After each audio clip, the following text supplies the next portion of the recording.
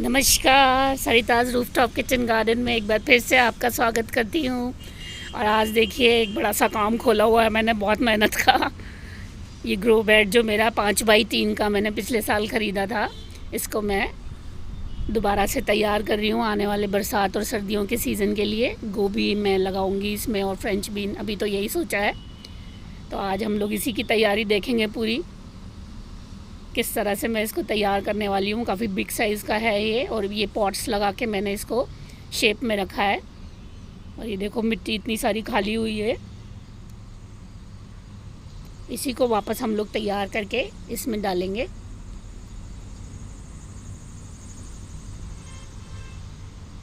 इस सबसे पहले तो मैंने थोड़ा सा सुधार किया है कि इस बार मैंने इसको 2 ईंट लगा के थोड़ा ऊंचा बनाया है, जिससे नीचे से सफाई हो सके अच्छे से। और ये जो शीट्स हैं मेरी, फाइबर शीट्स मेरे पास रखी हुई थी कुछ, तो फाइबर शीट्स लगा के मैंने इसको नीचे से ब्लॉक किया है, जिससे चूहे वगैरह इसमें अंदर ना घुस पाएँ। पिछली बार इसमें चूहे घुस गए थे तो थोड़े से उन्होंने सुराख कर दिए थे 1-2, तो उनको मैंने पत्थर लगा के बंद किया है। और इस तरह से मैंने इसको, देखो आप, ये इधर कर दिया था एक छोटा छेद, तो मैंने इसको बंद किया है। और थोड़ा ऊंचा मैंने इसको लगाया है। ये 9 इंच के पॉट्स मैंने इसको शेप में रखने के लिए लगाए हैं, तो 4 तो मैं रखूँगी और बीच वाले 2 मैं जब मिट्टी भर दूँगी तो हटा दूँगी। सॉरी।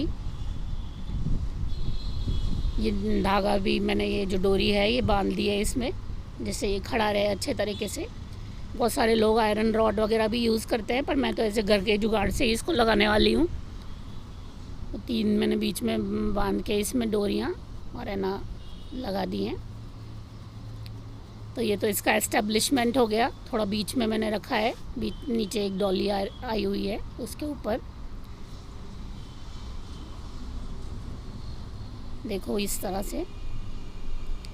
और ये जो इसमें से मिट्टी खाली हुई है, ये मैं आपको दिखा दूं कि पिछली बार भी जब मैंने इसको भरा था तो पूरा फुल मैंने इसको, अपनी जो बेलें उतरी थी मेरी बारिशों के पहले, उनसे भर दिया था। और 10-20 दिन तक ये पड़ा रहा था ऐसे ही, तो वो धीरे धीरे वो नीचे है ना बैठती गई थी। नहीं तो मैंने फुल भरा हुआ था इसको, इतना मैंने इसमें अपना जो छत का कचरा उतरा था वो डाला हुआ था। तो वो सब खाद में कन्वर्ट हो गया है। तो अभी जो मिट्टी निकली है वो ऐसी ही निकली है जैसे मिट्टी नहीं हो, खाद हो बिल्कुल। और कुछ तो है ना मोटी जो टहनियाँ हैं वो अभी भी थोड़ी सी है ना डिकम्पोज नहीं हुई है उसमें। तो इस तरह से इसका ये लुक आने वाला है मेरा, और बड़ा अच्छा सा लग रहा है ये अभी। पिछली बार मेरा बहुत नुकसान किया था चूहों ने इसमें, और गोभी भी नहीं लगने दी थी अच्छी। पर इस बार मैं थोड़ी सी पूर्व सावधानी के साथ इसको बनाने वाली हूँ, और चूहों को बिल्कुल मैं एक दिन भी नहीं रहने दूँगी। तुरंत है ना रेड किल से उनको हटाऊँगी अगर आए तो। इस बार भी ये देखो एक और 2x2 की जो ग्रो बेड की मिट्टी है, इसको है ना खाली किया हुआ है मैंने। और मिट्टी के जो गुण बढ़ाने की बात अगर मैं करूँ, उपजाऊपन बढ़ाने की बात करूँ, तो सबसे पहले नाम जो मेरे पास आते हैं वो है या वर्मी कंपोस्ट मिलाइए, गोबर की खाद मिलाइए, किचन वेस्ट मिलाइए, पत्तों की खाद मिलाइए। वो सारी चीज़ें जो आपकी मिट्टी का जो है ना वॉल्यूम बढ़ा दें, मतलब बहुत ही अच्छा होता है। अगर है ना आप ना कोकोपीट के साथ लगा रहे हैं या मिट्टी के साथ भी लगा रहे हैं, तो 40-50% तक आप खाद उसमें मिलाएं, तो बड़ी अच्छी उपज होती है आपकी। तो इसको मिट्टी के गुण बढ़ाना कहते हैं, और गमलों में ये बहुत ज़रूरी होता है। मैं हमेशा बोलती हूँ आपको कि है ना हमको ही देना पड़ेगा गमलों में न्यूट्रिशन, बाहर से नहीं मिलता, मिट्टी से नहीं मिलता अंदर से उसको। तो इस तरह से ये कुछ चीज़ें होती हैं जो बहुत ज़रूरी होती हैं आपकी मिट्टी में अगर आप सब्ज़ी लगाते हैं। चलो बीच में है ना ये भिंडियाँ दिख गई मुझे, सुबह मैंने तोड़ी नहीं थी तो मैंने ये भी हार्वेस्टिंग कर ली है कुछ। और देखो सुबह मैंने ये खाली वाली करके रखी थी मिट्टी अपनी, और आज ही बारिश आनी थी, तो बिल्कुल तैयारी हो गई है बारिश की। दूसरी बार ये हो रही है, शाम को 5:30 बजे है बारिश, और मुझे सीढ़ियों में आना पड़ा है काम करते करते। सुबह मैंने ये क्यारी खाली की थी पूरी, और फिर इसको बस एस्टेब्लिश करके चली गई थी। मैंने कहा शाम को मिट्टी तैयार करके, और एक लेयर तो लगा ही दूँगी मैं इसमें। पर अभी बारिश ने थोड़ी सी रुकावट डाल दी है। जयपुर में मौसम कई दिनों से 7-8 दिन से बड़ा अच्छा हो रहा है, और लगभग रोज़ ही थोड़ी बहुत बारिशें हो रही हैं। बहुत प्यारा सा माहौल हो गया है। पर मुझे थोड़ी सी टेंशन भी है, क्योंकि उधर ही मेरी है ना नीचे पानी जाने वाली एक मोरी बनी हुई है, मिट्टी जहाँ खाली की है मैंने। और ये देखो आप, ये मैंने एक कट्टे में भर के अपनी जो उतरी हुई बेलें हैं और पत्तियाँ हैं वो रखी हुई थी, तो ये मैंने नीचे बिछा दी है, जो कि मेरा हमेशा का तरीका है। ये कट्टे में इसमें मैंने भर के रखी हुई थी और बहुत सारी हैं ये, और नीचे मैंने इसको बिछा दी है। इससे क्या है, आपकी मिट्टी थोड़ी और है ना रिच और हेल्दी बनी रहती है। धीरे धीरे ये 2-3-4 महीने में, 2-3 महीने में नीचे से है ना आपको खाद मिलने लग जाती है आपकी मिट्टी को और एक्स्ट्रा। तो अंदर भी काफ़ी है ना वैल्यूज़ बनी रहती हैं। नहीं तो अपन ऊपर से तो थोड़ी बहुत डालते ही रहते हैं, पर इसकी वजह से ना मिट्टी मेरी गीली हो गई है थोड़ी। और शीट मैंने लगा दी है। ये देखिए, एक जो लेयर है वो तो मैंने बिना है ना खाद मिलाए लगाई है, क्योंकि उसमें ऑलरेडी आपको दिख ही रहा था काफ़ी पत्तियों की, और उसकी जो बनी हुई खाद थी वो मौजूद थी। बस इसको मैं अब थोड़ी सी ये अपनी सूखी चीज़ें डाल के एनरिच और कर दूँगी। इसमें मैंने अभी वर्मी कंपोस्ट और खाद वगैरह कुछ नहीं मिलाई है, क्योंकि ऑलरेडी मेरी खाद मिली हुई थी। और इसमें कुछ चीज़ें जो मेरे पास होती हैं, चाय की पत्ती जो यूज़ड होती है, देखो ट्राइकोडर्मा के बारे में बहुत पूछ रहे हैं लोग, फंगस से बचाव के लिए बड़ा ज़रूरी होता है ट्राइकोडर्मा। सरसों की खली, नीम की खली का पाउडर, ये चूना पाउडर, बुझा हुआ चूना होता है जो, ये मैंने अमेज़ोन से मंगाया था। और है ना खाद गार्डनिंग के लिए ये स्पेशली, ये देखिए जाइन सूखी समुद्री जैविक खाद होती है जो दानेदार, वो भी है। और ये अभी मैंने इफ़को से मंगाया था नीम प्रोटेक्ट प्लस, ये भी है ना सीवीड, नीम के सत्व, नीम केक। और है ना इसमें कुछ है ना और ऑर्गेनिक मैटर्स मिले हुए हैं जो कि गुड माइक्रोब्स को बढ़ाने के काम आते हैं, तो ये भी एक खाद है। तो ये कुछ सूखी चीज़ें मैं ऐड कर दूँगी इसमें। जो सबसे नीचे की लेयर है जो मैंने पत्तियों के ऊपर डाली है एक लेयर, उसमें मैंने और कुछ नहीं, वर्मी कंपोस्ट या अपनी गोबर की खाद नहीं मिलाई है, बस यही सब चीज़ें मिला के थोड़ा थोड़ा। और एक लेयर इसकी हो गई। ये लीजिए, फिर से बारिश शुरू हो गई है, और आज बारिश ने सोच रखा है कि काम नहीं करने देना है, और मुझे ज़रूरी हो जाएगा काम करना। देखो, मैंने ये सारी सूखी चीज़ें डालने के बाद मैं सोच रही थी इसको भिगोती हूँ अब मिट्टी को, नीचे वाली लेयर को, पर बारिश ने मेरा काम आसान कर दिया है। बस एक खुरपी चलाना चाह रही थी मैं उसमें। तो ये एक लेयर तो मैं भर चुकी हूँ इसमें। ये धीरे धीरे ये जो पत्तियाँ और जो टहनियाँ मैंने डाली हैं, इसी के अंदर ये वाली मिट्टी समा जाएगी, ये नीचे वाली जो लेयर है। और देखिए आप, कमी देखने को मिलता है जयपुर में हमारे में ऐसा नज़ारा, रेनबो बना हुआ है। आज हल्की सी धूप निकल आई है बारिश के बाद। 6 बजे का टाइम हो रहा है, ये 6:15 बजे का, और कितना प्यारा लग रहा है रेनबो। कई सालों बाद मेरी नज़र गई है रेनबो पे, अगर बना है तो। चलिए, प्रकृति का नज़ारा करने के बाद एक बार फिर से लौटते हैं हम अपनी क्यारी की तरफ। और ये देखिए, मिट्टी भीग चुकी है, बस थोड़ा सा मैं इसको खुरपी से हिलाने वाली हूँ अपनी चीज़ों को। और ये मिट्टी की तैयारी शुरू कर दी है मैंने। 2 जो है 5-5 किलो के अपने कंपोस्ट के कट्टे जो हैं मैंने इसमें खोल दिए हैं मिट्टी में। और ये दूसरी लेयर की तैयारी मैं कर रही हूँ। इसमें मैंने 10 किलो मिला दिए, ये तीसरी लेयर हो जाएगी जिसमें मैं 3 और मिला दूँगी। 25 किलो है ना मैं इसमें है ना कंपोस्ट मिलाने वाली हूँ। वर्मी कंपोस्ट नहीं मिला है मुझे, ये कंपोस्ट की थैलियाँ हैं, आज था नहीं सामने वर्मी कंपोस्ट। और ये सब मेरी वही सूखी चीज़ें, नीम की खली, ट्राइकोडर्मा, कैल्शियम, सरसों की खली, यूज़ चाय पत्ती, चूना, मतलब कैल्शियम तो मैंने डाल दिया, ये सब चीज़ें डाल दी है मैंने। और इसमें थोड़ा सा मैं ऊपर की लेयर में कल मैंने जो अभी नया ह्यूमिक एसिड और पोटैश वगैरह का वो जो चूरन मंगाया है वो भी मैं डाल दूँगी इसमें, पाउडर। और ये सब चीज़ें मिक्स करके बढ़िया सी इसकी सेकंड लेयर तैयार करते हैं हम लोग।